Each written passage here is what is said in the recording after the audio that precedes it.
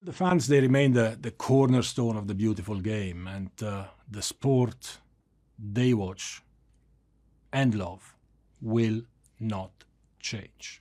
Gianni Infantino didn't become one of football's most divisive figures overnight. Years of controversial decisions, bold business moves, and growing criticism have turned the FIFA president into someone many fans, pundits, and people inside the sport openly question.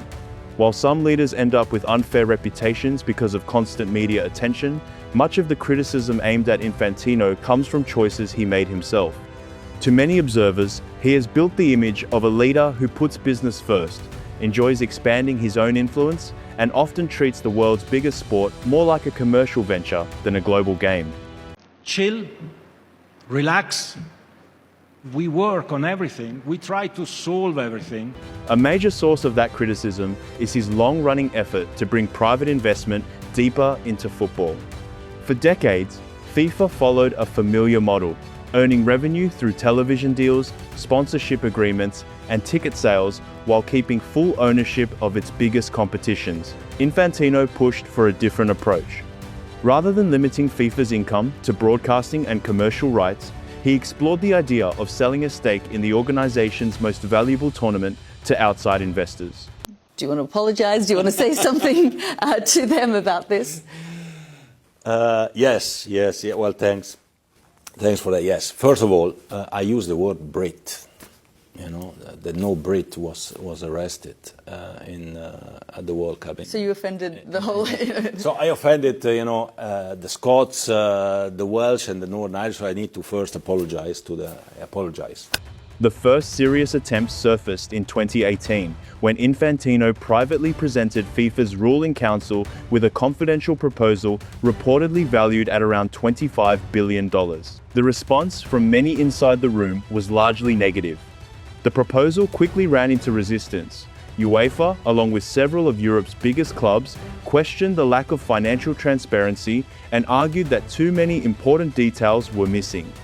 There was another concern as well. Many believed a privately backed FIFA club competition could end up competing directly with the Champions League, putting Europe's biggest club tournament under pressure. With so much opposition, the proposal was eventually dropped.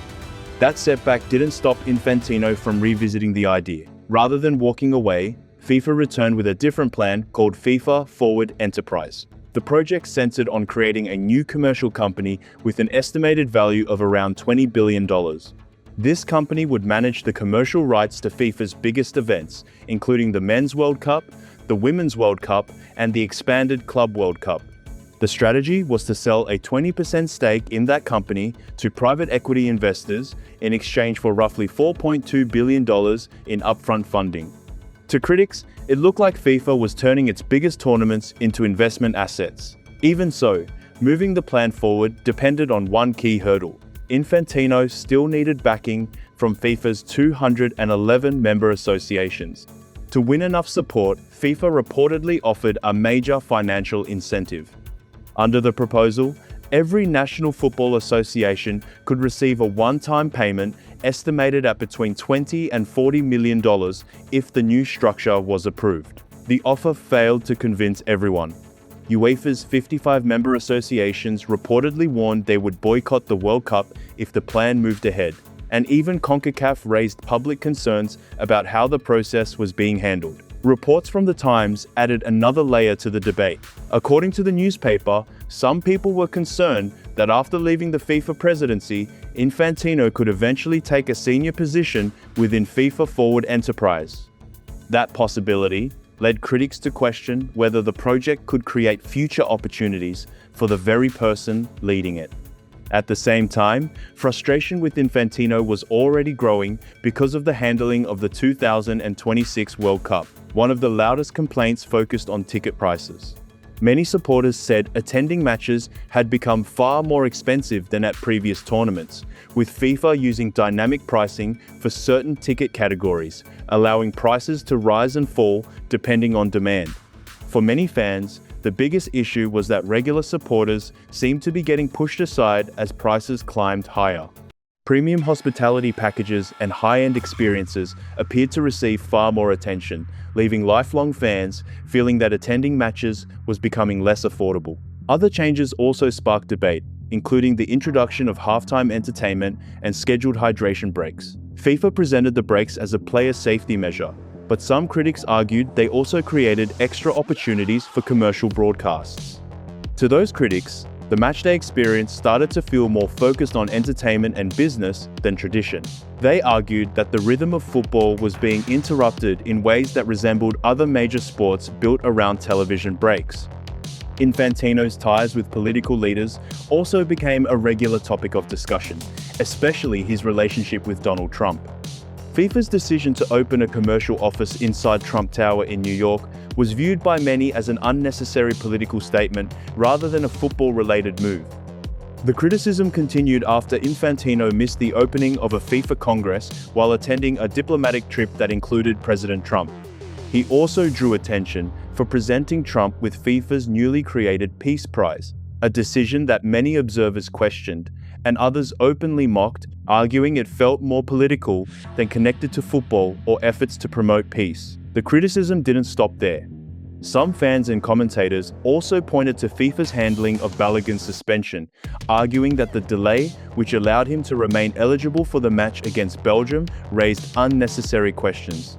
Combined with FIFA's close relationship with a World Cup host nation, those decisions fueled speculation among critics that the organization was not being consistent. Whether those claims were justified or not, they added to the growing sense of distrust surrounding Infantino. Even with all that, it's worth looking at the bigger picture. Infantino's leadership has attracted plenty of criticism, but the office he occupies has carried controversy for decades. Long before he became FIFA president, the role had already developed a reputation for secrecy, influence, and repeated scandals. In many ways, he stepped into an organization with a complicated history. That history is often linked to João Havelange, who led FIFA from 1974 until 1998. During his time in charge, FIFA grew from a relatively small governing body into a global commercial force. The World Cup became far more valuable, and football expanded into new markets around the world. At the same time, Havelange's presidency was later overshadowed by corruption allegations.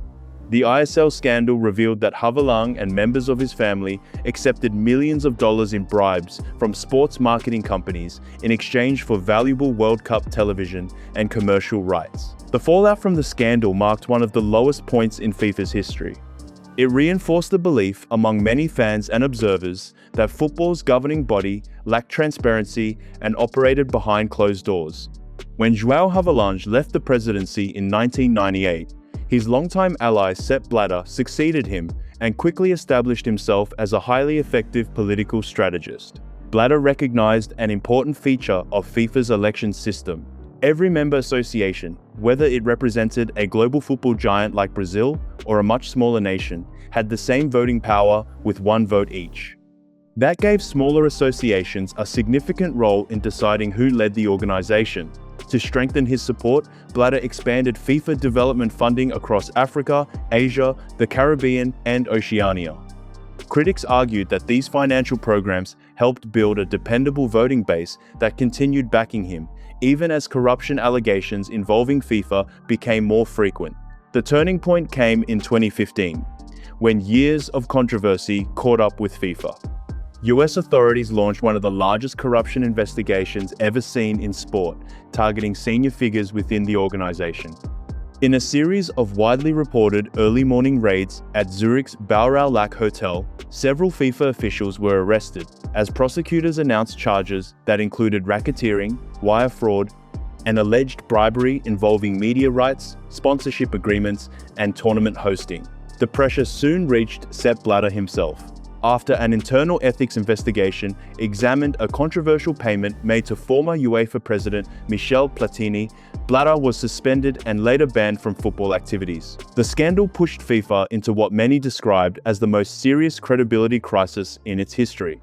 When Gianni Infantino took over as FIFA president in 2016, he stepped into an organization struggling to rebuild its reputation. Major sponsors were rethinking their relationships with FIFA, public confidence had dropped sharply, and ongoing criminal investigations continued to reveal the scale of the organization's problems. During his campaign, Infantino promised a different future, pledging more transparency, stronger governance, independent oversight, and a clear break from the Blatter era. When Infantino first took office, many people expected him to lead FIFA into a new era. After years of scandals, there was real hope that the organization would become more transparent and leave its old habits behind. Looking back, some critics argue that instead of replacing the existing system, he simply reshaped it for a different time. A frequently discussed example is the FIFA Forward program. The initiative was created to increase financial support for national football associations across the world, and the amount of funding grew significantly during Infantino's presidency. Supporters described it as an important investment in developing the game, especially in countries with fewer resources. Critics, however, viewed the program through a political lens. Since every FIFA member association receives one vote in presidential elections, they argued that larger financial contributions could also reinforce Infantino's support within the organization. Excuse me? Thank you very much. Sorry, this is starting. We're starting a press conference. Where is my security? Come on. Come on. Come on. 2026 World Cup. Come on. It makes sense for everyone. Here we go, Sep. That's there for that. Thank you. Here's Sep. All there. In their view, the strategy echoed the approach often associated with Sepp Blatter, only on a much bigger scale. Where Infantino differed most, according to many observers, was in his business strategy. Havelange and Blatter became linked to scandals involving television rights, marketing deals, and political negotiations. Infantino, with his legal and administrative background, approached FIFA in a different way. As Infantino's presidency continued, the focus shifted away from the scandals that had defined earlier eras and toward a new style of running FIFA.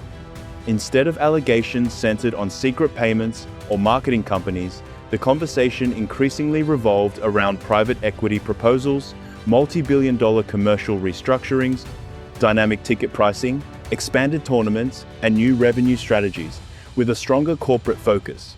Supporters argued these changes reflected the realities of modern football and were necessary to keep FIFA growing. Critics saw the situation very differently.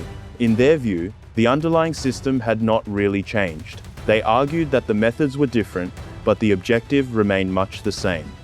Rather than depending on traditional political relationships, they believed FIFA was placing greater emphasis on commercial expansion, outside investment, and complex business structures to strengthen its position.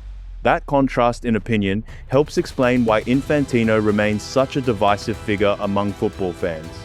For many observers, the leadership changed, but the organization's culture appeared familiar. One episode in particular became a major test of Infantino's promise to reform FIFA. In May 2017, a little more than a year after becoming president, he presided over a FIFA Congress in Bahrain, where two of the organization's most senior independent ethics officials were unexpectedly removed from their positions. Those officials, Chief Investigator Cornel Borbeli and Chief Judge Hans-Joachim Eckert, were not ordinary executives. They were the lawyers who had overseen many of the investigations that uncovered corruption within FIFA. Borbeli and Eckert had been central figures in several of FIFA's most important investigations, including cases that contributed to the downfall of Sepp Blatter and Michel Platini. Their work convinced many people that FIFA was finally willing to examine its own leadership. Because of that, their removal surprised many across the football world, and the circumstances surrounding the decision quickly became a source of debate.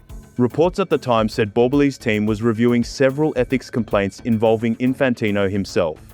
Those complaints reportedly covered issues such as the use of private jets, travel expenses, gifts, and whether FIFA's internal governance rules had been properly followed during his first year as president. Infantino rejected any suggestion of wrongdoing.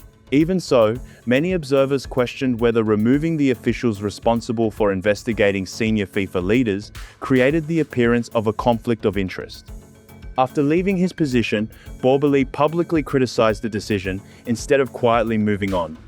He argued that FIFA had weakened one of its main anti-corruption safeguards and said years of progress had been put at risk. According to Borbeli, the independence of the ethics process had been seriously undermined. Another proposal that drew widespread attention came in 2021, when FIFA began promoting the idea of holding the Men's and Women's World Cup every 2 years instead of every 4. FIFA said more frequent tournaments could help develop football worldwide and create additional opportunities for countries outside the sport's traditional European powerhouses. FIFA presented the proposal as a way to expand opportunities across the game, although many critics questioned whether increasing revenue was also a major factor behind the plan. To help lead the project, Infantino put Arsène Wenger, the former Arsenal manager and FIFA's chief of global football development, at the center of the campaign. Wenger and Infantino argued that younger audiences wanted more major international tournaments and that a World Cup every 2 years could generate billions in additional income, with part of that money flowing back to football associations around the world. Not everyone accepted that explanation. Many fans, commentators, and football officials believed the financial benefits were the real driving force behind the proposal. That view gained support as UEFA and CONMEBOL quickly united in opposition. Resistance spread beyond the continental governing bodies. Domestic leagues warned that fitting another World Cup into an already crowded calendar would create major scheduling problems. Player unions also raised concerns, arguing that footballers were already carrying an excessive workload with too many matches each season. The debate eventually reached beyond football itself. The International Olympic Committee warned that staging a World Cup every 2 years could overlap with the Olympic Games and disrupt the broader international sports calendar. As criticism intensified, reports suggested that some European football associations were even discussing whether they should leave FIFA if the proposal became reality. Resistance was coming from almost every corner of the sport, with governing bodies, leagues, player representatives, and other stakeholders all raising objections. Then, another moment added even more attention to the debate. During a speech before the Council of Europe in early 2022, Infantino defended the plan by saying that football could provide young people around the world with greater hope and new opportunities. He also argued that expanding football opportunities might reduce the number of Africans who choose to make dangerous journeys across the Mediterranean in search of a better future. Those remarks drew immediate criticism. Politicians, journalists, and human rights organizations argued that he had linked a humanitarian crisis to a proposal about expanding football competitions. What had already been a controversial plan soon developed into a much broader public relations problem. As opposition continued to build from across the football world, FIFA eventually stepped back from the proposal, and the idea of a biennial World Cup was quietly shelved. At a later FIFA Congress, Infantino said FIFA had never formally proposed holding the World Cup every 2 years. Instead, he described the entire discussion as a feasibility study led by Arsène Wenger. That explanation left many observers unconvinced. After months of public promotion and debate, critics argued it looked more like an attempt to create distance from an idea that had lost widespread support. Whether you agree with Infantino's leadership or not, there's no denying that his presidency has sparked some of the biggest debates modern football has seen, and those conversations are far from over. If you enjoyed this video and want more deep dives into football's biggest stories, controversies, and behind-the-scenes moments, make sure to like the video, subscribe to Machio, and turn on notifications so you never miss an upload. There's another video on your screen right now that I think you'll enjoy just as much, so click it and keep watching. Peace.